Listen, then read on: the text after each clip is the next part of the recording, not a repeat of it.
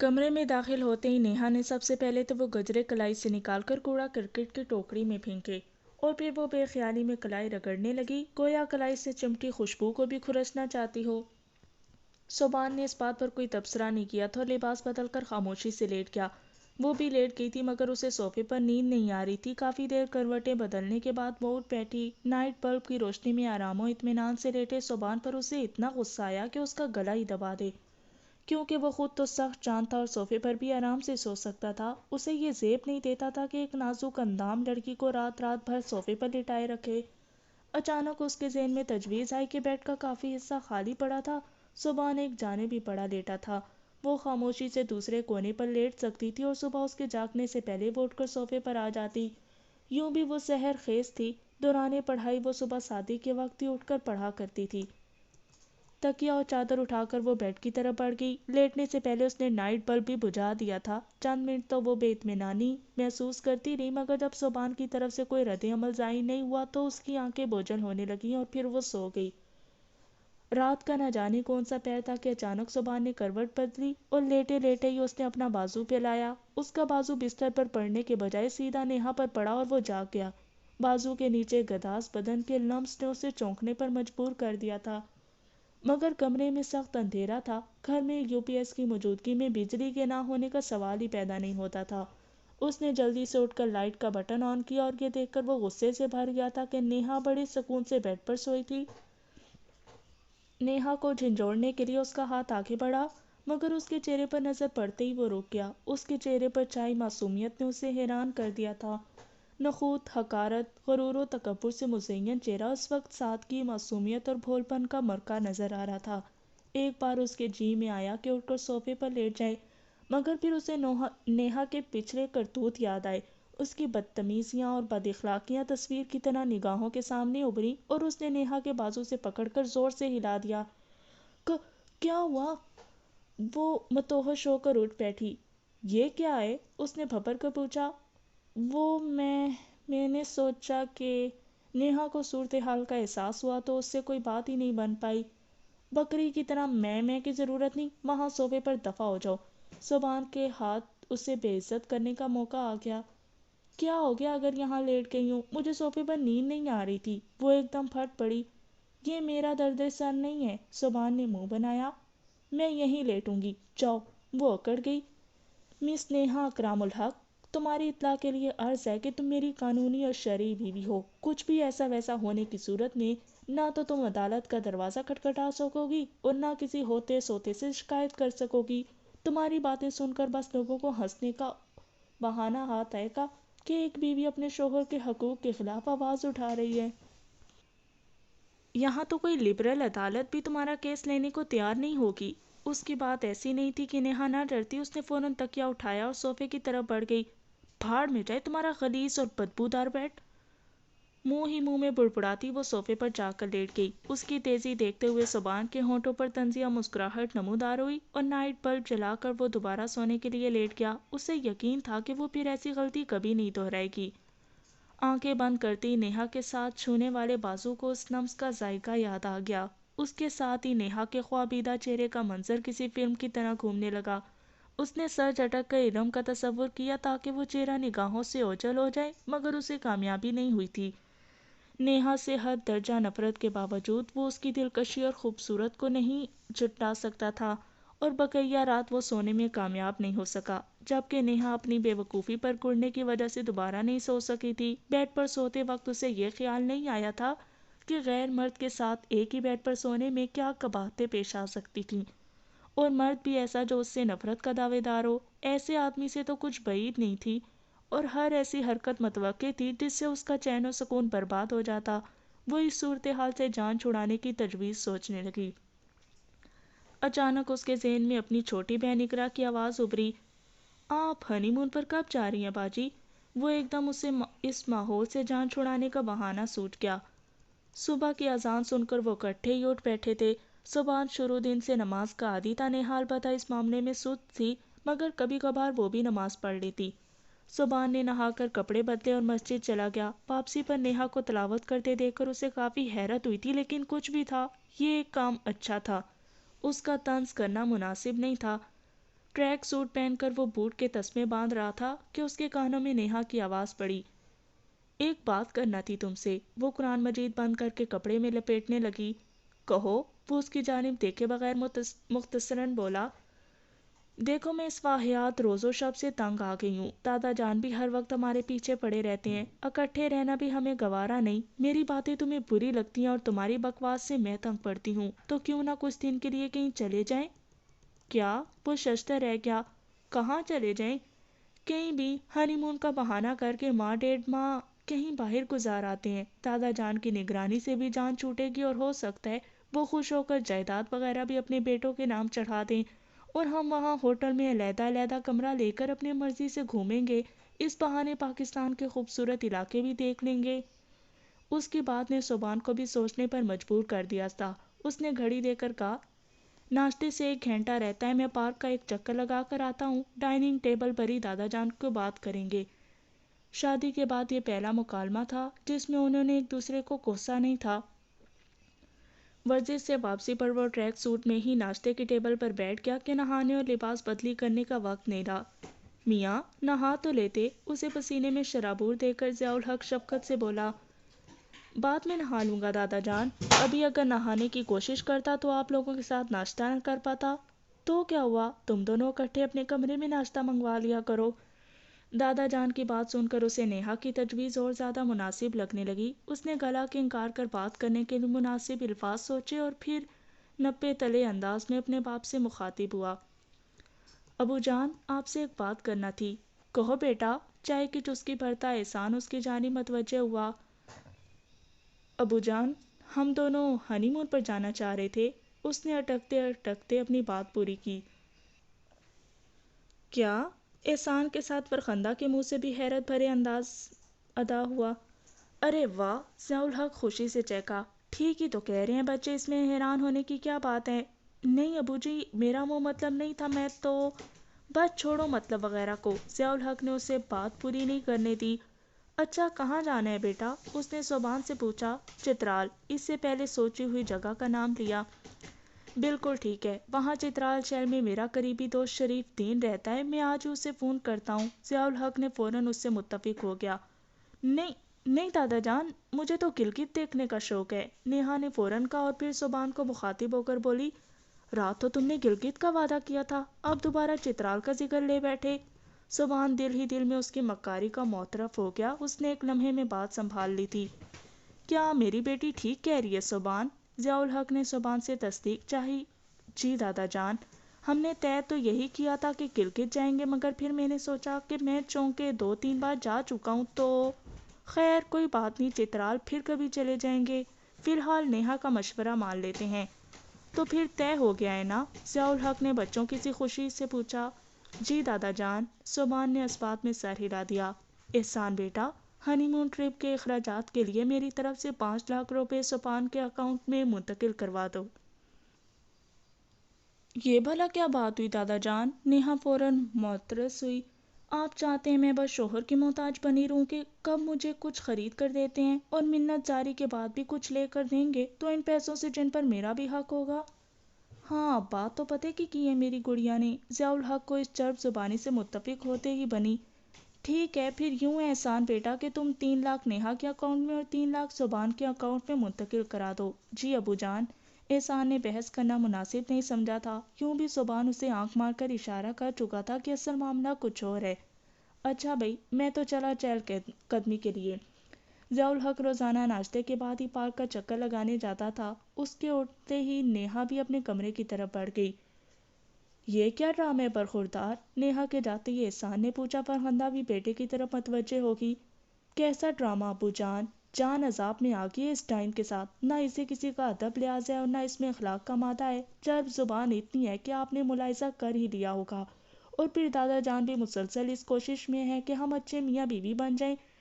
ان کی ہر وقت کی نگرانی سے بچنے کے لیے ہمیں یہی طریقہ سوجا کہ کچھ عرصے کے لیے گھر سے دور چلے جائیں، وہاں کچھ دن سکون سے سانس لینے کا موقع تو ملے گا نا، اور اس سے دادا جان بھی خوش ہوں گے۔ ہو سکتا ہے اس دوران وہ زمین جائیداد آپ لوگوں کے نام منتقل کرنے پر تیار ہو جائیں۔ بس یہی سوچا ہے، اور دیکھ لیں دادا جان کس قدر خوش دکھائی دے رہے ہیں۔ احسان نے تفہیمی انداز میں سر ہلایا۔ فرخندہ نے پھیکی مسکراہٹ سے کہا، میں تو ڈر ہی گئی تھی۔ کیوں امی جان، آپ تو کہتی تھی بہت خوبصورت اور دلکش لڑکی ہے، تو پھر ڈرنا کیسا؟ کہیں اس نے آپ کے ساتھ کوئی بدتمیزی تو نہیں کی؟ اگر بدتمیزی صرف زبانی کلامی بد اخلاقی کا نام ہے تو وہ ایسا کچھ نہیں ہے، البتہ اس کا رویہ اور انداز ایسا ہے کہ زبان سے کچھ کہنے کی ضرورت ہی نہیں پڑتی۔ ناشتے پر آ کر کبھی جھوٹے منہ بھی سلام نہیں کیا۔ ابھی کی بات لے لو، یہاں سے اٹھ کر گئی اور مجھے چھوڑو کیا؟ اپنے سگے تایا سے ہی اجازت مانگی اس نے جانے کی۔ کل دوپہر کو اپنے لیے چائے بنا رہی تھی، میں نے سمجھا ملازمہ ہے، میں نے ملازمہ کو پکارنے کے لیے جانے کتنی آوازیں دی کہ ایک پیالی چائے کی بنا دے، مگر چائے بنانا تو درکنار، اس نے صرف جواب دینا ہی گوارا نہیں کیا کہ ملازمہ وہاں موجود نہیں۔ صحیح کہا بیگم، میرے قریب سے بھی یوں ہی گزر جاتی ہے، کبھی جھوٹے منہ بھی السلام علیکم نہیں کہا۔ یہ اتنی بڑی بات نہیں ہے، صبان نے پھیکی مسکراہٹ سے کہا، اگر آپ اس کا میرے ساتھ برتاؤ دیکھ لیں تو پتہ چلے میں کس عذاب سے گزر رہا ہوں۔ اچھا دفع کرو بیٹا، کچھ دنوں کی بات ہے، چھوٹ جائے گی جان۔ فرخندہ بیگم کھڑے ہو کر میز سے برتن اکٹھے کرنے لگی کہ ملازمہ کمروں کی صفائی میں مصروف تھی۔ اچھا میں آفس جا رہا ہوں، اور بیٹا محترمہ کا اکاؤنٹ نمبر مجھے سینڈ کر دینا۔ احسان اپنے بیٹے کے ذمہ ناپسندیدہ کام لگا کر رخصت ہو گیا۔ نیہا سے اکاؤنٹ نمبر پوچھنا اس کے لیے کارے دار تھا۔ وہ اٹھ کر اپنے کمرے کی جانب بڑھ گیا۔ نیہا بیڈ پر لیٹی تھی، اس نے ایک کاغذ پر اپنے والد کا موبائل فون نمبر لکھ کر اس کے سامنے رکھا اور کہا، یہ ابو جان کا موبائل فون نمبر ہے، اس پر اپنا اکاؤنٹ نمبر ٹیکسٹ کر دو اور اپنا نام بھی ساتھ لکھ دینا کہ ان کے پاس تمہارا نمبر نہیں ہوگا۔ یہ کہہ کر وہ غسل خانے میں گھس گیا، جبکہ نیہا بے دلی سے تایا کو اکاؤنٹ نمبر میسج کرنے لگی۔ ضیاء الحق گھر سے نکل کر پارک کی طرف بڑھ گیا۔ پارک اس کی کوٹھی سے 1.5-2 کلومیٹر دور تھا۔ پارک میں جا کر وہ درخت کے سائے میں گڑی سنگی بینچ پر بیٹھ گیا۔ اکتوبر کی شروعات ہو چکی تھی، اس کے باوجود سایہ اچھا لگ رہا تھا۔ موبائل فون نکال کر اس نے کسی کا نمبر ڈھونڈا اور کال ملانے لگا۔ السلام علیکم چودھری صاحب۔ یقیناً دوسری جانب موجود شخص کے پاس بھی اس کا نمبر محفوظ تھا۔ شہباز شاہ، کیسے ہو؟ بالکل ٹھیک ٹھاک چودھری جی، آپ سنائیں اور کیسے یاد فرما لیا؟ وہ ہنسا، بس بھائی جب کام پڑ جائے تو یاد تو آ ہی جایا کرتی ہے۔ اللہ پاک کرے آپ کو ہمیشہ کام پڑتا رہے، شہباز دعائیہ انداز میں بولا۔ اب بد دعائیں تو نہ دو بھائی، کسی سے کام پڑنا کوئی اچھی بات تو نہیں ہوتی۔ میرے لیے تو ہے چودھری جی، بہرحال حکم کریں۔ آج کل کہاں ہوتے ہیں؟ وہیں جہاں آپ نے چھوڑا تھا، شہباز شاہ عقیدت سے بولا۔ واہ، مسئلہ ہی حل ہو گیا۔ ایسا ہے کہ 2-3 دنوں تک میرا پوتا اور پوتی گلگت آ رہے ہیں۔ آپ نے وہ اسے تفصیل بتانے لگا۔ اس کی بات ختم ہوتے ہی شہباز شاہ اطمینان سے بولا، آپ فکر ہی نہ کریں چودھری صاحب، میں سب سنبھال لوں گا، اور اس نے شکریہ جزاک اللہ کہتے ہوئے رابطہ منقطع کر دیا۔ شہباز شاہ سے اس کی ملاقات چند سال پہلے اپنے ایک دوست کی وساطت سے ہوئی تھی۔ شہباز شاہ کو اپنا کاروبار ڈوبنے سے بچانے کے لیے رقم کی اشد ضرورت تھی۔ اس سلسلے میں اس نے اپنے قریبی دوستوں سے رابطہ کیا اور پھر ضیاء الحق اور اپنے ایک مشترکہ دوست کی وساطت سے وہ ضیاء الحق سے ملا۔ اپنے دوست کی گواہی اور شہباز شاہ کے چہرے سے حویدار راست بازی ضیاء الحق کو رقم ادھار دینے پر آمادہ کر گئی۔ اس کے بعد وعدے کے مطابق شہباز شاہ نے اس کی رقم لوٹا دی تھی، مگر اس کے ساتھ ضیاء الحق کے حلقہ احباب میں ایک مخلص دوست کا اضافہ بھی ہو گیا تھا۔ اس کی دعوت پر وہ ایک مرتبہ اس کے پاس گلگت بھی چکر لگا چکا تھا۔ ناشتے کی میز پر صوبان کا چترال کا ذکر کرنا اور پھر چترال میں اس کے دوست کی موجودگی کا سنتے ہی نیہا کا گلگت جانے کا شوق ظاہر کرنے پر اسے اندازہ لگانے میں دیر نہیں لگی تھی کہ اس کے پوتا پوتی کا مقصد ہنی مون منانا ہرگز نہیں تھا۔ اس نے انہیں گلگت کے بارے میں حتمی فیصلہ کرنے دیا اور فی الحال اپنے دوست کی بابت انہیں کچھ بتانے سے پرہیز کیا کہ وہ یہ سب انہیں بالکل آخری وقت پر بتانا چاہتا تھا۔ 2 روز بعد وہ جانے کے لیے تیار تھے۔ صبان اپنی نئی فورڈ اور ٹویوٹا ہی ساتھ لے کر جا رہا تھا۔ سامان گاڑی میں رکھ کر وہ ناشتہ کرنے بیٹھ گئی۔ ضیاء الحق نے کہا، صوبان بیٹا، نیہا کا خاص خیال رکھنا، کسی پہاڑی علاقے میں جانے کا اس کا پہلا موقع ہے۔ جی دادا جان، صوبان فرما برداری سے بولا۔ اور اپنا موبائل فون نکال کر ذرا یہ نمبر نوٹ کرو۔ جی بتائیں۔ صوبان نے اپنا موبائل فون ہاتھ میں پکڑ لیا۔ ضیاء الحق نے شہباز شاہ کا نمبر نوٹ کرا کر کہا، یہ میرے قریبی دوست کا نمبر ہے، اسے اپنے باپ یا دادا کی جگہ سمجھنا، میں نے اسے تمہارے بارے میں بتا دیا ہے۔ یہ گلگت میں تمہارا منتظر ہوگا، تم لوگوں نے اسی کے ہاں ٹھہرنا ہوگا، گلگت جاتے ہی اسے اپنی آمد کا بتا دینا۔ دادا جان کی بات ختم ہوتے ہی صبح نے گہرا سانس لے کر ان کی بات کو ہضم کرنے کی کوشش کی۔ نیہا کا بھی منہ بن گیا تھا مگر اس وقت وہ اس کا متبادل سوچنے کی پوزیشن میں نہیں تھے۔ جی دادا جان، دونوں کرہن اسے کہنا پڑا۔ گاڑی میں بیٹھتے ہی وہ طنزیہ انداز میں بولا، ہاں گلگت۔ وہ ترکی بہ ترکی بولی، تو چترال میں کون سا تم سے جان چھوٹ جاتی؟ ویسے کسی نے تمہیں بتایا کہ تمہاری زبان بہت چلتی ہے؟ گاڑی آگے بڑھاتے ہی صبح نے کہا، اگر کسی نے تمہیں یہ بتایا ہوتا کہ تم ایک نالائق اور بے عقل شخص ہو تو مجھے بھی ضرور بتا دیتا۔ تم بہت چالاک و مکار ہو نا، پھر بولتی کیوں بند ہو گئی تھی؟ اگر تم میں ذرا سی بھی عقل ہوتی تو تمہاری سمجھ میں آتا کہ میں جس جگہ کا بھی نام لیتی دادا جان وہاں کوئی نہ کوئی جاننے والا پیدا کر لیتے، اور یہی وجہ تھی کہ اس نے گلگت اپنے جاننے والے کا کوئی ذکر نہیں کیا تھا۔ ہاں، زبان نے اس بات میں سر ہلاتے ہوئے تلخی بھرے لہجے میں کہا، کیونکہ انہیں شادی پر شک ہے اور اس کی وجہ ہو تم، صرف تم۔ جب ایک بار معاہدہ ہو گیا تھا کہ یہ شادی عارضی ہے، طلاق کا اختیار بھی تمہیں تفویض ہو گیا، پھر دادا جان کے سامنے گھٹیا طریقے سے اظہار نفرت کی کیا تک تھی؟ نفرت کے قابل تو تم ہو، مگر دادا جان کے سامنے میں نے کب ایسا کچھ کیا؟ اس دن اگر میں نے گجرے پہنا دیے تھے تو واپسی پر انہیں اتار کر پھینکنے کی کیا ضرورت تھی؟ ضرورت تھی، اور گجرے ایک رات پہنے جاتے ہیں، سال بھر نہیں۔ ٹھیک ہے، لیکن کچرے کی ٹوکری میں نہیں پھینکے جاتے۔ ابتدا تمہاری جانب سے ہوئی، کیا تم منہ دکھائی کے لیے کوئی تحفہ نہیں لا سکتے تھے؟ علیحدگی ہوتے ہی بے شک میں تمہارے منہ پر مار کر جاتی۔ منہ دکھائی انہیں دی جاتی ہے جن کا منہ اس قابل ہو۔ آ گئی اپنی اصلیت، پھر مجھ سے تعاون کی توقع کس لیے، جبکہ میرے دل میں تم سے درجہ بڑھ کر تمہاری نفرت بھری ہے۔ میں نے کہا ہے کہ نفرت نہ کرتی، وہ غضبناک ہوتے ہوئے بولا۔ میں نے صرف یہ کہا ہے کہ دادا جان کے سامنے اپنی گھٹیا حرکتوں سے باز آ جاتی۔ میرے منہ دکھائی کی تمہیں ضرورت نہیں تھی، پھر دکھ کا اظہار کس لیے؟ دادا جان کے سامنے مجھے نیچا دکھانے کی کیا ضرورت تھی؟ کہہ دیتی کنگن دیے، اگر وہ پہننے پر اصرار کرتے تو تمہیں لا دیتا۔ تم میں اتنا ظرف اور غیرت ہوتی تو یوں ایک کمزور لڑکی کو صوفے پر نہ سلاتے۔ باری باری سوتے ہیں صوفے پر، اور بند کمرے میں دادا جان جھانک کر تو نہیں رہے ہوتے۔ تم دادا جان کی غیر موجودگی میں جو مرضی آئے کرتی۔ میرا دل تو تمہیں قتل کرنے کو کرتا ہے، پھر خودکشی کا اچھا طریقہ ہے۔ پھنے خان، نیہا نے طنزیہ لہجے میں کہا، اچھا اب اپنی کائیں کائیں بند کرو، یہ نہ ہو تمہیں پبلک ٹرانسپورٹ میں گلگت پہنچنا پڑے۔ تم بھی اپنے ڈھینچو ڈھینچو پر قابو رکھو، وہ کہاں ڈرنے والی تھی، اور پبلک ٹرانسپورٹ سے سفر کرتی ہے میری جوتی۔ میں ضیاء الحق کی پوتی اور اکرام الحق کی بیٹی ہوں۔ یہ گاڑی میری ہے، دادا جان نے لے کر دی ہے۔ تو مجھے لے کر دی ہے نا، جیسے تمہیں کنگن دی ہیں، اور میں چاہوں تو لات مار کر تمہیں باہر پھینک سکتا ہوں۔ اگر فٹ پاتھ پر آنے کا زیادہ ہی شوق ہے تو کوشش کر کے دیکھ لو، میں دادا جان کے پاس جا کر سب کچھ بتا دوں گی، اور وہ تمہیں انعام و اکرام دے کر ہمیں گھر سے باہر نکال دیں گے، ہے نا؟ احمق عورت، فٹ پاتھ پر آئیں گے تو دونوں خاندان آئیں گے۔ جی، اور شکل و صورت دیکھ کر مجھے پھر بھی کہیں نہ کہیں جاب مل جائے گی، تمہیں تو کسی نے چپڑاسی کی جگہ بھی نہیں رکھنا۔ پھول ہے تمہاری، میں کھلاڑی ہوں، کھیل کے میدان میں لاکھوں کما سکتا ہوں۔ نیہا کے منہ سے بے ساختہ کہکا ابل پڑا۔ اسے زبان کا وہ ٹورنامنٹ یاد آ گیا جس میں اس نے اسے عباس کے ہاتھوں پیچس آور دوائی کھلائی تھی۔ صوبان نے اسے غصے سے گھورا مگر اس کا غصہ ایک دم استجاب میں ڈھل گیا۔ کیا کوئی لڑکی ہنستے ہوئے اتنی بھلی بھی لگ سکتی ہے؟ ایک عجیب سی سوچ اس کے دماغ میں پیدا ہوئی۔ اسے معلوم تھا کہ وہ کیوں ہنس رہی ہے، وہ ٹورنامنٹ اسے بھی تو نہیں بھولا تھا، مگر جانے کیوں اس کا ہنسنا اسے برا نہیں لگا تھا۔ وہ سر جھٹک کر سامنے کی طرف متوجہ ہو گیا۔ وہ موٹر وے پر چڑھنے لگے تھے۔ صوبان کی طرف سے کوئی جواب نہ ملنے پر اس کی ہنسی تھم گئی تھی۔ وہ موبائل فون نکال کر کوئی گیم کھیلنے لگی۔ صوبان کا موبائل فون بجا، وہ ارم کی کال تھی۔ ہینڈ فری لگا کر اس نے کال اٹینڈ کر لی۔ جی کہاں ہو تم؟ صوبان نے اسے اس سفر سے لاعلم رکھا تھا۔ میں راولپنڈی جا رہا ہوں، موٹر وے پر ہوں۔ کیوں، خیریت؟ بالکل خیریت، بس سیر سپاٹے کو دل کر رہا تھا۔ راولپنڈی سے گلگت جاؤں گا، وہاں سے اسکردو، شاید کیٹو کے بیس تک چلا جاؤں۔ اکیلے ہو؟ سمجھو اکیلا ہی ہوں۔ اپنی بیوی کو گھر چھوڑ کر جا رہے ہو؟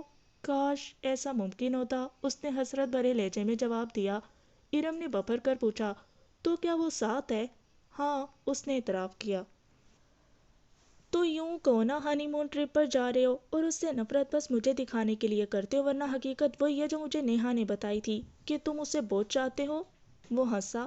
اچھا لطیفہ ہے، پھر اس ہنی مون کی کیا وجہ بیان کرو گے؟ میں اس کے ساتھ اکٹھے رہتا رہتا تنگ آ گیا ہوں اور اس سے دور رہنے کا یہی طریقہ تھا کہ ہم گھر سے دور ہو جاتے. ہنی مون وغیرہ کوئی نہیں ہے. واہ، بہت اعلیٰ قسم ہے یہ تو دوری کی. سبحان خدا کے لیے مجھے بیوقوف بنانا بند کرو سمجھے. اس نے رابطہ منقطع کر دیا. ہیلو، بات سنو. اس نے ایک دو بار پکارا مگر وہ رابطہ منقطع کر چکی تھی. اس کی گفتگو سے نیہا جان گئی تھی کہ دوسری جانب کون ہو سکتا ہے. اس نے فوراً انعم کا نمبر ڈائل کر دیا. وہ جو سبحان کی کال کی توقع کر رہی تھی اس نے بغیر دیکھے اٹینڈ کی. ارے ارم، میری جان کیسی ہو؟ اس نے ہنستے ہوئے پوچھا. تم؟ ارم حیران رہ گئی.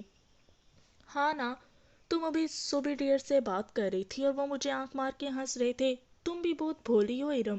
نیہا کی بات سن کر سبحان دھاڑا. شٹ اپ جھوٹی. مگر اس کی بات ارم کے کانوں تک نہیں پہنچ سکتی تھی کہ ارم رابطہ منقطع کر چکی تھی. رابطہ ہی منقطع کر دیا؟ وہ سبحان کے غصے کی پرواہ نہ کرتے ہوئے دوبارہ گیم کھیلنے لگی. سبحان نے ارم کو کال ملانے کی کوشش کی مگر وہ اٹینڈ نہیں کر رہی تھی. نیہا ہنسی. اتنی جلدی تو راضی نہیں ہونے والی بیچاری ارم. واہیات عورت. سبحان دانت پیستے ہوئے بولا.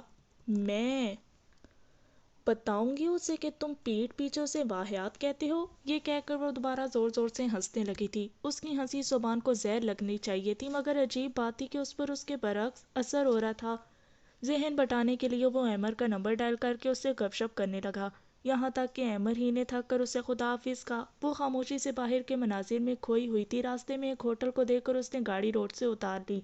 دو تین مسافر بسیں بے ترتیبی سے کھڑی تھی. کچھ مسافر بسوں کے ارد گرد بکھر چہل قدمی کے انداز میں ٹہل رہے تھے اور کچھ سرسبز گھاس پر لیٹ کر خود کو دوبارہ تکلیف دہ سفر کے لیے تیار کر رہے تھے جبکہ زیادہ تر کھانے پینے کو جڑے تھے.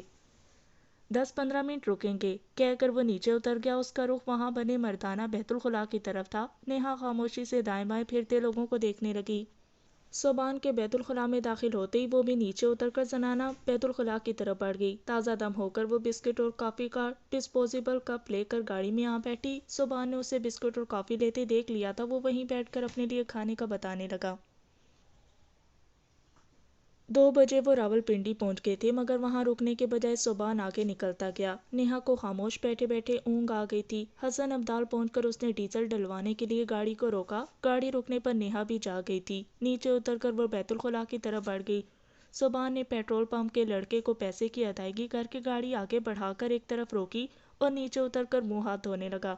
مسلسل ڈرائیونگ بھی انسان کو تھکا دیتی ہے. وہ جانتا تھا کہ نیہا ڈرائیونگ کر لیتی ہے مگر اس سے نیہا کی مدد لینا کسی طور بھی گوارا نہیں تھا. ہاتھ منہ دھو کر اس نے گاڑی میں بیٹھنے سے پہلے پیٹرول پمپ کے سامنے موجود چائے کے ہوٹل والے کو ایک پیالی چائے لانے کا اشارہ کیا. نیہا جب تک تازہ دم ہو کر آتی لڑکا چائے لا چکا تھا. اسے دعوت دیے بغیر وہ چائے پینے لگا. وہ لڑکے کو بولی. چھوٹے، ایک پیالی چائے کی میرے لیے بھی لے آؤ. جی بیگم صاحب، کہہ کر وہ ہوٹل کی طرف مڑ گیا اور چند لمحے بعد ہی چائے کی پیالی کے ساتھ حاضر ہو گیا. ان کی شاندار گاڑی کو دیکھ کر ہوٹل والے نے نسبتاً اچھی پیالیوں میں چائے بھیجی تھی. سبحان نے جیب سے 100 کا نوٹ نکال کر بچے کے حوالے کرتے ہوئے کہا. بقایا تمہاری ٹپ ہو گئی. مہربانی سر، اس نے ممنونیت سے کہا. نیہا نے اپنا کپ خالی کر کے اس کے حوالے کیا اور ساتھ ہی اپنے شولڈر بیگ سے 500 روپے بھی نکال کر اسے دیتے ہوئے کہا. 100 روپے سے چائے کے کپ کے پیسے. ہوٹل کے مالک کو دیکھ کر. تمہارے لیے کیا بچے گا؟ یہ لو، کچھ اپنے لیے خرید لینا. شکریہ بیگم صاحبہ، اللہ آپ کو خوش رکھے. وہ خوش ہو گیا تھا. آمین. اور میرے دشمن یوں ہی ناکام و نامراد رہیں. آمین. لڑکا خوش و خضوع سے بولا تھا. سبحان نے خاموشی سے گاڑی آگے بڑھا دی. اس کی بھونڈی حرکتوں کے جواب میں وہ اپنا منہ گندا نہیں کر سکتا تھا. نیہا اپنی ماں کو کال کرنے لگی. اپنی خیریت سے آگاہ کرنے کے بعد وہ اس سے کہنے لگی. ماں جی، ابو جان کو کہیں کہ دادا جان کو جلد از جلد جائیداد کی منتقلی پر راضی کریں. ہمارے ہنی مون پر جانے کی انہیں بہت خوشی ہے اور ابھی اچھا موقع ہے. آپ مجھے اس جہنم سے چھٹکارا دلا سکتے ہیں. اب تمہارے ابو خود سے تو کہنے سے رہے. ماں جی، وہ اپنے نام نہاد بھائی کو بھی تو ساتھ ملا سکتے ہیں نا. بلکہ دونوں بھائی دادا جان کے کسی دوست کو مل کر اس کے ذریعے سے دادا جان تک یہ بات پہنچا دے کہ دادا جان کو اپنی زندگی ہی میں اپنی جائیداد اپنے دونوں بیٹوں کے نام کر دینا چاہیے. اس طرح ان کے انتقال کے بعد دونوں بھائیوں میں زمین جائیداد کا کوئی تنازع بھی کھڑا نہیں ہوگا. شاہینہ نے ہنستے ہوئے کہا. ٹھیک ہے دادی جان، بتا دوں گی. امی جان، اس میں ہنسنے کی کیا بات ہے؟ وہ خفا ہونے لگی. اچھا ٹھیک ہے، نہیں ہنستی، تم نے اپنے ابو جان کے دوست سے بات تو کر لی ہوگی، بس تم ایبٹ آباد اتر جانا اور جب وہ منحوس گلگت سے لوٹے گا تو تمہیں یہیں سے اٹھا لے گا، اس کی ضرورت ہی باقی نہیں رہی۔ کیا مطلب ضرورت باقی نہیں رہی؟ شاہینہ بیگم نے حیرانی سے پوچھا۔ وہ ایسے ماں جی کہ آج گھر سے نکلنے سے پہلے دادا جان نے اپنے گلگت کے ایک دوست کا نمبر ہمارے حوالے کر دیا تھا کہ جہاں ہم نے ٹھہرنا ہے، اس لیے اب مجھے بھی گلگت ہی جانا پڑے گا۔ آپ ابو جان کو کہہ دیں کہ اپنے دوست کو اس بارے میں مطلع کر دیں۔ تم نے مجھے پہلے کیوں نہیں بتایا؟ شاہینہ پریشان ہو گئی تھی۔ کہا تو ہے، صبح گھر سے نکلتے وقت دادا جان نے یہ بات بتائی ہے، اور پریشان نہ ہونا امی جان، کچھ نہیں ہوتا، چلو اس بہانے گلگت بھی دیکھ لوں گی۔ اچھا آج زاہد بھی آیا تھا؟ زاہد اس کا خالہ زاد تھا اور امریکہ میں جاب کرتا تھا۔ ارے وہ بدھو امریکہ سے کب لوٹا؟ 2 دن ہو گئے ہیں، تو پہلے کیوں نہیں آیا؟ اس سے ملاقات ہی ہو جاتی۔ واپسی پر ہو جائے گی، اب تو مستقل لوٹ آیا ہے، جس کمپنی میں وہ جاب کرتا تھا وہ پاکستان میں بھی اپنی ایک شاخ کھول رہی ہے۔ پھر تو بہت بڑی دعوت بنتی ہے امی جان، زاہد کو تیار رہے۔ ہاں وہ وعدہ کر کے گیا ہے کہ تمہاری واپسی پر بہت بڑی دعوت کرے گا۔ اس کی گوری میم صاحبہ کیسی ہیں؟ چند ماہ ہوئے طلاق ہو گئی ہے۔ کیوں طلاق کیسے ہو گئی؟ وہ حیران رہ گئی تھی۔ واپسی پر خود اسی سے پوچھ لینا، وہ تو میں ضرور پوچھوں گی۔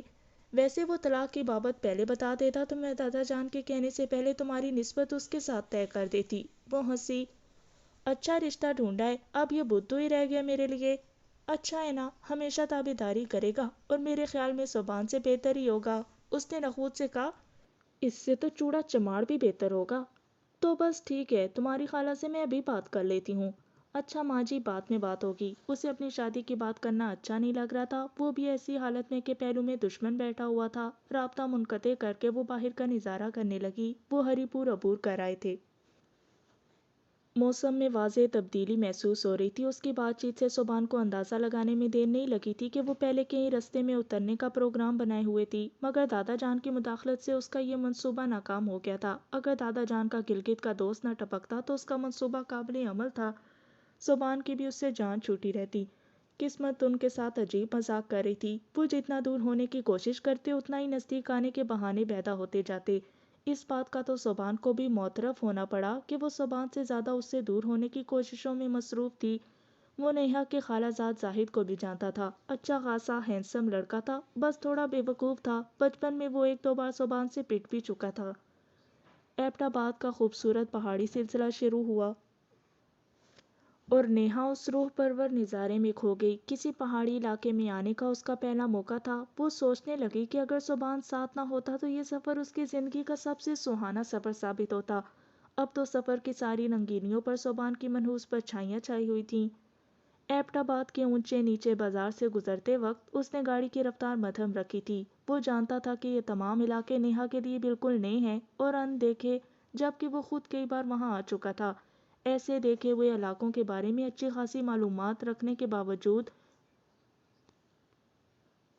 وہ اپنی معلومات نیہا کے گوشے گزار نہیں کر سکتا تھا۔ پہاڑیوں پر لکھے پاک آرمی سینٹر کے مختلف سینٹروں کے نعروں، آرمی آفیسرز کی سب سے بڑی دستگاہ پر، PMA کا کول اکیڈمی، الیاسی مسجد، شملہ پہاڑی، سربن پہاڑی، ان سب کے ناموں اور ان کے بارے میں معلومات کو وہ دل ہی دل میں دہرا کر رہ گیا۔ نیہا اس سے بھی زیادہ بے چین تھی ان خوبصورت مقامات کے بارے میں جاننے کے لیے، مگر صبحان والی مشکل اسے بھی درپیش تھی۔ پہاڑی پر لکھے لبیک اور ہوم آف پرفرنس کے نعروں کے بارے میں جاننے کے لیے اس دماغ میں سبھی سوال مچلے۔ غازی یا شہید کے نعرے اس نے بھی کھوجتی نظروں سے پڑھے۔ کاکول اکیڈمی کا نام اس نے بھی سن رکھا تھا، مگر یہ سب کچھ وہ اپنے ہم سفر سے نہیں پوچھ سکی۔ بظاہر تو وہ میاں بیوی کے مقدس رشتے میں بندھے تھے، مگر بباطن ان کے درمیان نفرت کی گہری خلیج چھائی تھی۔ صبحان نے ایبٹ آباد ہی میں رات گزارنے کا فیصلہ کیا ہوا تھا۔ اسے گلگت پہنچنے کی اتنی جلدی بھی نہیں تھی۔ جس مصیبت سے وہ جان چھڑانے کے لیے گلگت روانہ ہوا تھا وہ گلے کے ہار کی طرح اس کے ہمراہ تھی۔ ایک خوبصورت سے ہوٹل کی پارکنگ میں گاڑی روک کر وہ نیہا کو مخاطب ہوا۔ میں یہیں رات گزاروں گا اور صبح یہاں سے 8 بجے کے قریب روانہ ہوں گا، باقی تمہاری مرضی۔ وہ کندھے اٹکاتے ہوئے نیچے اتری اور ہوٹل میں داخل ہونے کے بجائے باہر کی طرف چل دی۔ البتہ چلتے ہوئے اس نے ہوٹل کا نام پڑھ لیا تھا۔ صبحان اسے حیرت سے جاتے ہوئے دیکھتا رہا۔ اس انجان شہر میں وہ اکیلی کہاں جاتی؟ پھر لڑکی ذات ہونے کے ناطے اس کے ساتھ کچھ بھی الٹا سیدھا ہو سکتا تھا۔ یوں بھی اس کی شکل و صورت ایسی تھی کہ کسی کو بھی بے ایمان ہونے میں دیر نہ لگتی، اور کسی بھی حادثے کی صورت میں دادا جان اور چچا جان تو کیا، اس کا والد بھی اسے معاف نہ کرتا، وہ چاہے کتنی بھی قابل نفرت ہوتی مگر اس کی ذمہ داری تھی۔ بات سنو، دل پر جبر کر کے اس نے نیہا کو پکارا مگر وہ دھیان دیے بغیر چلتی رہی۔ نیہا، میں تمہیں مخاطب ہوں۔ اس مرتبہ اس نے تون کرہن اس کا نام لے کر اسے آواز دی۔ وہ حیران ہو کر پیچھے مڑی مگر اس نے لب نہیں کھولے تھے۔ چند قدم لے کر وہ اس کے قریب ہوا۔ اسی ہوٹل میں رات گزار لو، علیحدہ کمرہ لے لینا۔ کیوں؟ میرے کسی اور ہوٹل میں ٹھہرنے پر تمہیں کیا تکلیف؟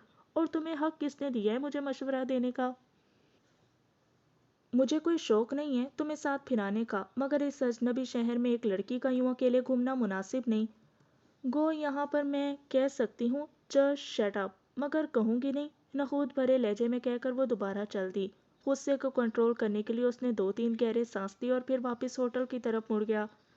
چند قدم چلنے کے بعد نیہا نے پیچھے مڑ کر دیکھا، وہ ہوٹل میں داخل ہو رہا تھا۔ بڑا آیا میرا خیر خواہ، طنزیہ انداز میں کہتے ہوئے اس نے موبائل فون نکال کر اپنے ابو جان کا دیا ہوا نمبر ڈائل کیا۔ وہ ایک دن تو ابو جان کے دوست کے پاس گزار سکتی تھی۔ جی کون؟ کال اٹینڈ کرتے ہی پوچھا گیا۔ انکل صغیر، میں نیہا اکرام الحق بات کر رہی ہوں، آپ کا نمبر ابو جان نے دیا تھا، میں ایبٹ آباد پہنچ چکی ہوں۔ اوہ ہو، معذرت خواہ ہوں بیٹی، میں تو اس وقت عارضی طور پر ایبٹ آباد سے باہر ہوں، میں اپنے بیٹے یاسر کو بھیجتا ہوں، وہ آپ کو بس اڈے سے اٹھا لے گا۔ انکل، میں اس وقت سربن ہوٹل کے سامنے کھڑی ہوں۔ ٹھیک ہے، آپ وہیں انتظار کرو، یاسر خود آپ سے رابطہ کر لے گا۔ رابطہ منقطع کر کے وہ وہیں رک گئی۔ چند منٹ بعد ہی ایک انجان نمبر سے کال آنے لگ گئی۔ یس، اس نے فوراً کال اٹینڈ کی۔ مس نیہا اکرام الحق، سوالیہ انداز میں اس کا نام پکارا گیا۔ جی، اور آپ غالباً یاسر ہیں؟ وہ ہنسا۔ صحیح پہچانا، بس میں 10 منٹ میں آپ کے پاس ہوں گا، میں سرخ رنگ کی آلٹو میں ہوں، میں منتظر ہوں، کہہ کر اس نے رابطہ منقطع کر دیا۔ 10-15 منٹ کے بعد وہ وہاں پہنچ گیا۔ سرخ آلٹو پہچاننے میں نیہا کو ذرا دقت نہیں ہوئی تھی۔ ہاتھ اٹھا کر اس نے یاسر کو اپنی شناخت کروائی۔ اس کے قریب کار روک کر وہ نیچے اترا۔ السلام علیکم مس نیہا، اس نے مسافے کے لیے ہاتھ بڑھایا۔ یہ کیا ہے؟ نیہا نے اس کے مسافے کے لیے بڑھے ہوئے ہاتھ کی طرف اشارہ کرتے ہوئے خوف کی بھری حیرانی سے پوچھا۔ اوہ سوری، اس نے خوف بھرے انداز میں ہنستے ہوئے اپنا ہاتھ پیچھے کھینچا۔ آئیں بیٹھیں، اس نے اگلی سیٹ کا دروازہ کھولا۔ نیہا کو اس کا انداز ذرا بھی اچھا نہیں لگا تھا۔ وہ ایک لمحے کے لیے پچھتائی مگر پھر سر جھٹکتے ہوئے بیٹھ گئی۔ سفر کیسا گزرا؟ کار آگے بڑھاتے ہوئے اس نے بے تکلفی سے پوچھا۔ کوئی اتنا اچھا نہیں کہہ سکتی، نہ چاہتے ہوئے بھی اسے جواب دینا پڑا۔ ہاں، اکیلا آدمی بور ہو جاتا ہے، کوئی اچھا ہم سفر ہو تو رستہ کٹنے کا پتہ ہی نہیں چلتا۔ اس مرتبہ اس نے جواب دینے کی ضرورت محسوس نہیں کی تھی۔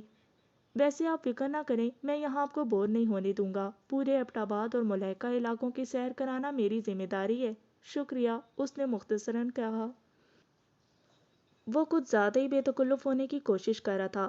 ویسے اکرام الحق تو آپ کے والد محترم کا نام ہے نا؟ وہ اس کے بے رخی محسوس کیے بنا مستفسر ہوا۔ جی، نیہا نے ایک بار پھر مختصراً کہا۔ شکر ہے، وہ اس کی جانب گہری نظروں سے دیکھ کر شوخی سے بولا۔ کس بات پر؟ نیہا نے تیکھے لہجے میں پوچھا۔ ہاں ہاں، یوں ہی بس مذاق کر رہا تھا، اس نے خسیانے انداز میں کہکا لگایا۔ میرا خیال ہے ہم اتنے بے تکلف تو نہیں ہوئے کہ آپ بھونڈے قسم کے مذاق پر اتر آئیں۔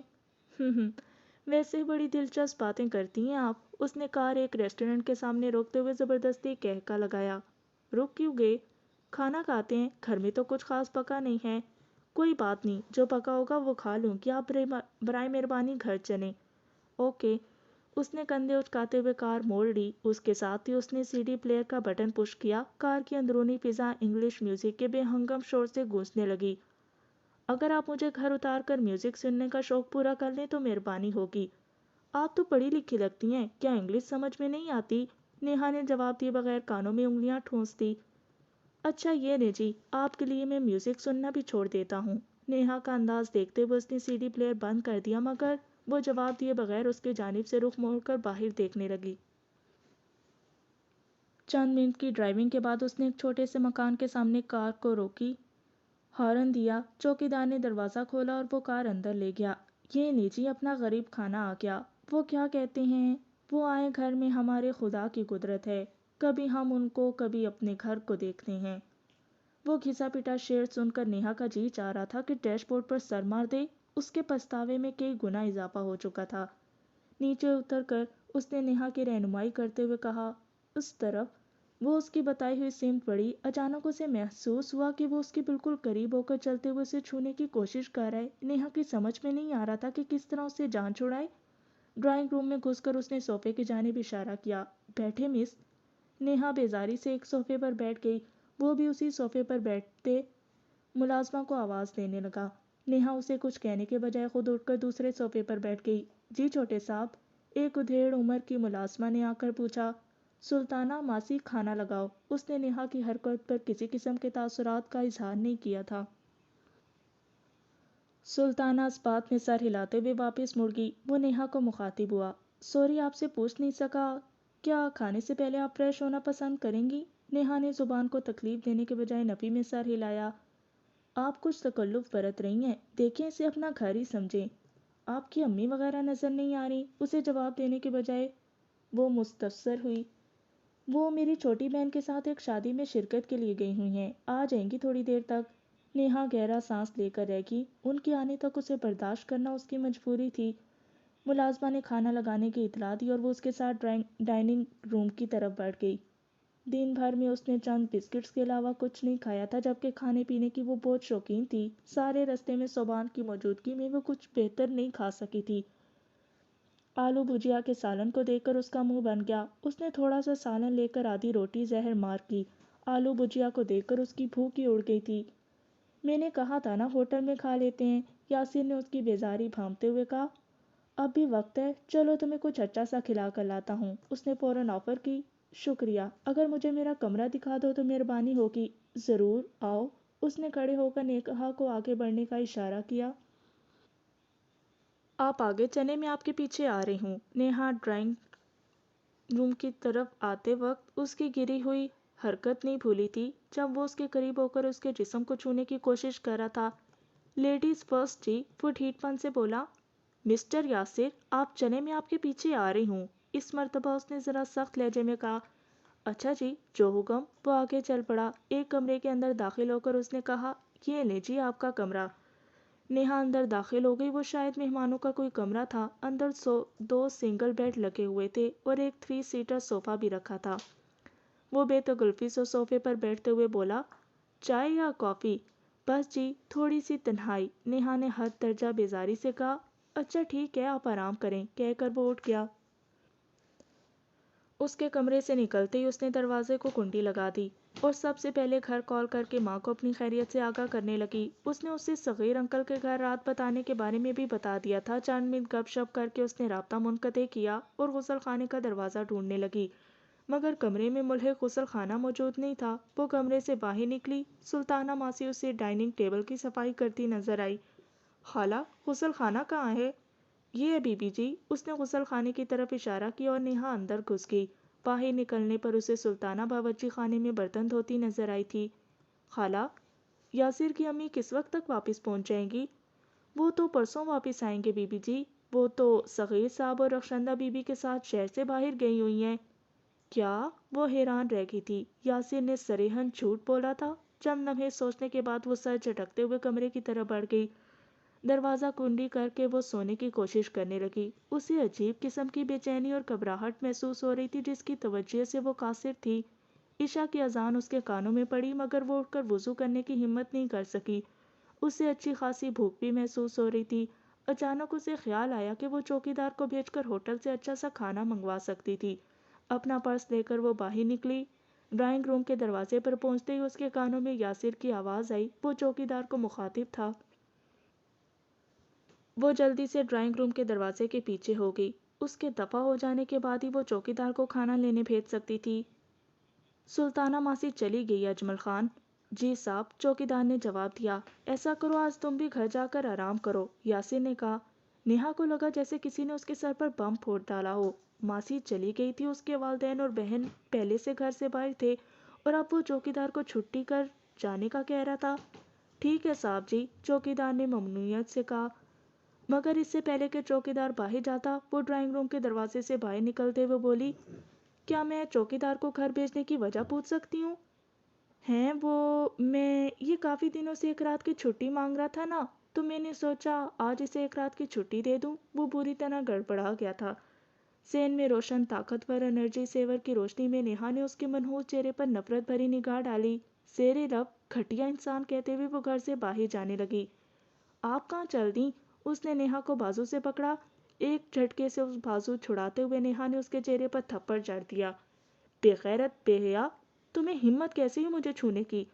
تمہاری یہ جرت؟ یاسین نے اسے جوابی تھپڑ لگایا۔ وہ نیچے گر گئی۔ اجمل خان تم جاؤ، یاسین نے چوکی دار کو جانے کا کہہ کر نیچے جھک کر اس کے بازو سے پکڑا اور اسے کھینچ کر اٹھایا اور پھر ڈرائنگ روم کے دروازے کی طرف دھکا دے کر دھاڑا، چلو اندر، تم ایسے نہیں جا سکتی۔ چوکی دار تذبذب کے عالم میں کھڑا تھا۔ اتنا بچہ تو وہ بھی نہیں تھا کہ اصل معاملہ نہ سمجھ پاتا۔ ایک طرف اس کی نوکری کا مسئلہ تھا اور دوسری جانب ایک معصوم لڑکی کی عزت کا سوال۔ وہ ابھی تک شش و پنج میں تھا۔ مگر نیہا نے اس کی مشکل آسان کر دی۔ اپنا شولڈر بیگ کھولتے ہوئے اس نے ہاتھ اندر ڈالا۔ اگلے لمحے اس کے ہاتھ میں چھوٹا سا لیڈیز پسٹل دمک رہا تھا۔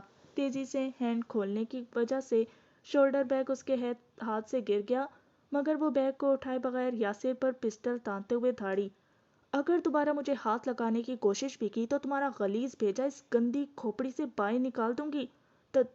دیکھیں، میں آپ کے فائدے کے لیے کہہ رہا، پلیز اسے نیچے کریں، گولی چل جائے گی۔ وہ تھر تھر کانپنے لگا تھا۔ بے غیرت ہمیشہ بزدل ہوتے ہیں، اخ تھو۔ نیہا نے اس کے منہ پر تھوکا۔ جواباً وہ کچھ نہیں کہہ سکا تھا۔ میں جا رہی ہوں، اگر میرا پیچھا کرنے کی کوشش کی تو دوسری بار معاف نہیں کر سکوں گی۔ یہ کہہ کر اس نے نیچے گرا شولڈر بیگ اٹھایا اور بیرونی دروازے کی طرف بڑھ گئی۔ پستول اس نے ہاتھ ہی میں تھاما ہوا تھا۔ چوکی دار کے قریب وہ رکتے ہوئے بولی، ویسے اجمل چچا، ایک کھرے پٹھان سے مجھے یہ امید نہیں تھی۔ یہ کہہ کر وہ وہاں سے باہر نکل آئی۔ یاسر نے دوبارہ اسے روکنے کی ہمت نہیں کی تھی۔ آتے وقت وہ رستہ دیکھتی آئی تھی۔ وہاں سے مین بازار نزدیک ہی تھا۔ 10 منٹ میں وہ گلیوں سے باہر نکل کر روڈ پر آ گئی۔ وہاں اسے ٹیکسی نظر آئی، مگر اسے ہمت ہی نہیں پڑ رہی تھی کہ کسی پر اعتبار کرے۔ اس بھرے شہر میں اگر وہ کسی پر اعتبار کر سکتی تھی تو وہ وہی شخص تھا جو اس کے لیے سب سے قابل نفرت تھا۔ اس نے آتے وقت اسے مشورہ دیا بھی تھا جو اس نے بدتمیزی سے ٹھکرا دیا تھا۔ اب اسے وہاں بلانا اپنی انا اور خودی کے گلے پر چھری چلانے کے مترادف تھا۔ لیکن انا سے بڑھ کر بھی ایک لڑکی کے لیے اس کی عزت ہوتی ہے۔ ایک بار وہ بچ گئی تھی، دوسری بار شاید یاسر سے بھی کوئی بڑا بغیرت ٹکرا جاتا۔ اسے سوچنے میں چند منٹ لگے اور اس کے بعد وہ موبائل فون نکال کر سبحان کو کال کرنے لگی۔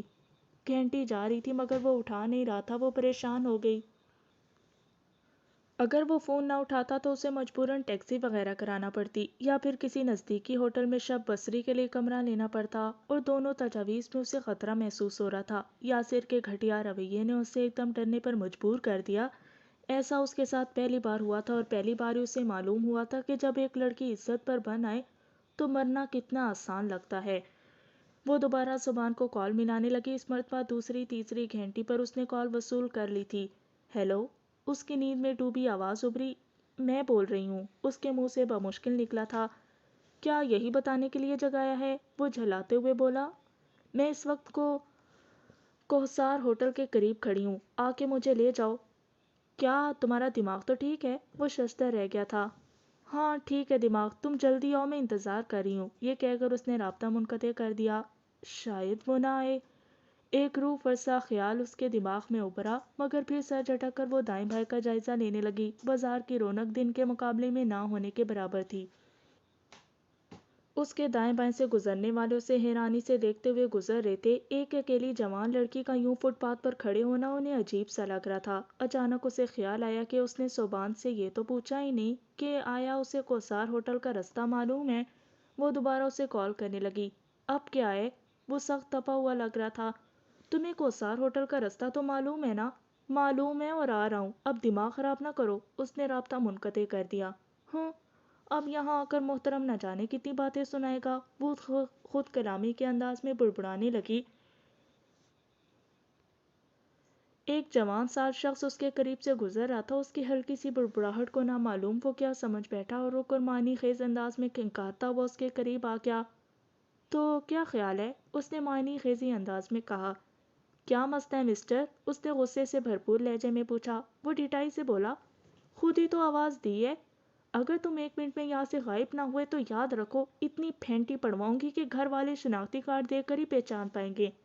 ہاں، پتہ نہیں کس کا انتظار کر رہی ہے گشتی، کھٹیا انداز میں کہتے ہوئے وہ چل پڑا۔ نیہا سر سے پاؤں تک سلگ گئی تھی، اسے کوئی مناسب جواب دینے کے لیے وہ منہ کھول لے رہی تھی کہ سبحان کی 4 ڈور اس کے سامنے آ کر رک گئی۔ وہ سر جھٹک کر گاڑی میں بیٹھنے لگی۔ وہ مڑ کر اسے گاڑی میں بیٹھتا دیکھنے لگا۔ یہ سوچ کر نیہا کی پیشانی ارک آلود ہو گئی تھی کہ اس وقت وہ اس کے متعلق کیا سوچ رہا ہوگا۔ سبحان اس کے بیٹھتے ہی گاڑی موڑ رہا تھا کہ اچانک اس شخص نے رک کر بآواز بلند پکارا، کشتی۔ وہ گاڑی سے اتنے فاصلے پر نہیں تھا کہ اس کی آواز سبحان کے کانوں تک نہ پہنچتی۔ اس کی بات سمجھتے ہوئے ایک دم بریک لگا کر سبحان نیچے اترا۔ اس کا قد 6 فٹ سے بھی 2-3 انچ اوپر تھا، کسرتی اور کسا ہوا جسم۔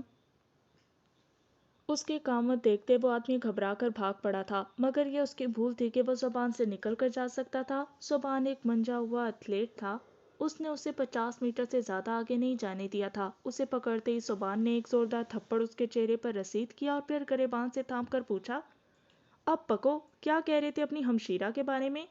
میں نے تو کچھ نہیں کہا جناب۔ وہ سخت خوفزدہ ہو گیا تھا۔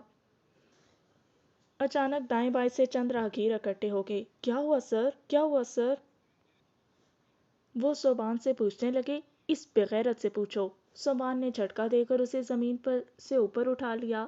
سر، اس کے لیے اتنا ہی کافی ہے، بس اب آپ اسے معاف کر دیں۔ وہاں موجود ایک ادھیڑ عمر شخص نرمی سے سبحان کو مخاطب ہوا۔ سبحان نے جھٹکا دے کر اسے فٹ پاتھ پر پھینکتے ہوئے کہا، ان معزز حضرات کو دعائیں دو، اگر یہ نہ آ جاتے تو میں تمہیں کسی شریف لڑکی پر فکرے کسنے کا مطلب سمجھا دیتا۔ یہ کہہ کر وہ اپنی گاڑی کی طرف مڑ گیا۔ نیہا نے گاڑی سے اترنے کی کوشش نہیں کی تھی، البتہ اسے وہاں سے اس لڑکے کا انجام واضح طور پر نظر آ رہا تھا۔ اس وقت اسے معلوم ہوا کہ ایک عورت کے لیے مرد کا ساتھ کتنی اہمیت کا حامل ہوتا ہے۔ اس کے دل میں سبحان کے لیے ہلکی سی شکر گزاری کا جذبہ پیدا ہوا، مگر وہ اس کا اظہار نہیں کر سکتی تھی۔ سبحان کا سانس توڑنے کی وجہ سے کچھ بھول گیا تھا، کیونکہ ایک دم تیز رفتاری سے بھاگنے سے سانس کا پھولنا لازمی امر ہے۔ گاڑی موڑ کر وہ واپس روانہ ہوا۔ نیہا کی توقع کے برعکس اس نے کوئی بات نہیں کی تھی، نہ تو یہ پوچھا کہ وہ کہاں گئی تھی، اور نہ یہ کہ وہ ٹیکسی کرا کر کیوں نہیں لوٹی، اور نہ اتنا ہی کہ جانے کے بعد لوٹنے کی وجہ کیا تھی۔ سربن ہوٹل کی پارکنگ میں گاڑی روک کر وہ نیچے اترا اور نیہا کی جانب دیکھے بغیر ہوٹل کے دروازے کی طرف بڑھ گیا۔ وہ بھی جلدی سے اس کے پیچھے چل پڑی اور اس کے ایک کمرے میں داخل ہوتے ہی اس کے دروازہ بند کرنے سے پہلے اندر گھس گئی۔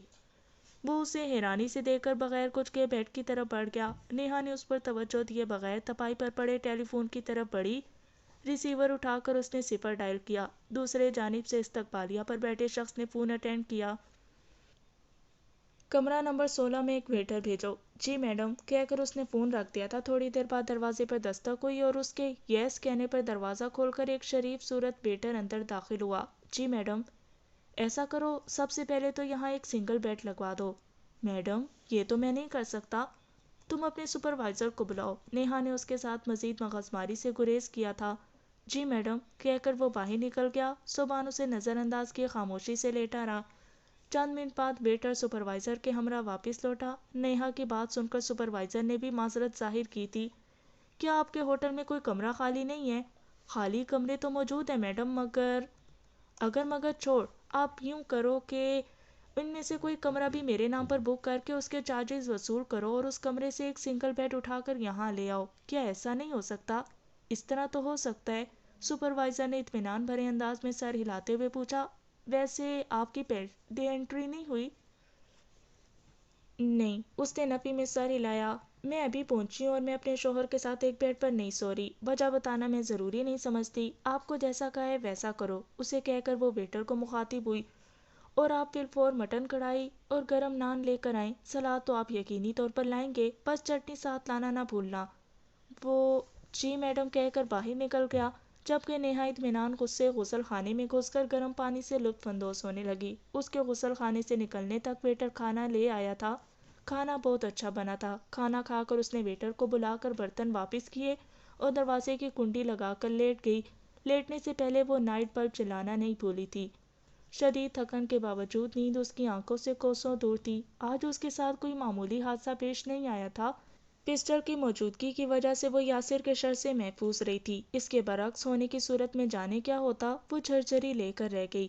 حالانکہ اس کے جاتے وقت صوبان نے نہ چاہتے ہوئے بھی اسے روکنے کی کوشش کی تھی، جواب میں وہ اس کی توہین کر کے چل گئی تھی۔ پھر اس کے بلانے پر بھی وہ بغیر کسی حجت اسے لینے آ گیا تھا۔ سب سے بڑھ کر اسے گالی بکنے والے کی صوبان نے جو درگت بنائی تھی وہ اس کی نظر میں قابل تعریف تھی، مگر وہ جواباً اس کا شکریہ بھی ادا نہیں کر سکی۔ وہ کافی دیر تک صوبان کے رویے اور اپنی بے وقوفی پر سوچ کے گھوڑے دوڑاتی رہی، یہاں تک کہ تھکے ہوئے ذہن نے مزید سوچنے سے انکار کرتے ہوئے نیند کے سامنے ہتھیار ڈال دیے۔ یہی صورتحال صوبان کو بھی درپیش تھی۔ بظاہر نظر وہ آنکھیں بند کر کے سونے کا پوز بنا کر لیٹ گیا تھا، مگر حقیقت میں نیند اس کی آنکھوں سے بھی روٹھ گئی تھی۔ وہ اپنے رویے پر غور کرتا رہا۔ نیہا کے ایک کال پر وہ آرام دہ بستر کو چھوڑ کر اس کے پاس بھاگا ہوا پہنچا تھا، گویا وہ اس کی کال کا ہی منتظر تھا۔ پھر اسے گالی بکنے والے کے پیچھے یوں دیوانوں کی طرح بھاگ پڑنا، حالانکہ اسے تو خوش ہونا چاہیے تھا کہ ہر وقت اس کی توہین پر کمر بستہ رہنے والی کی بے عزتی ہوئی تھی۔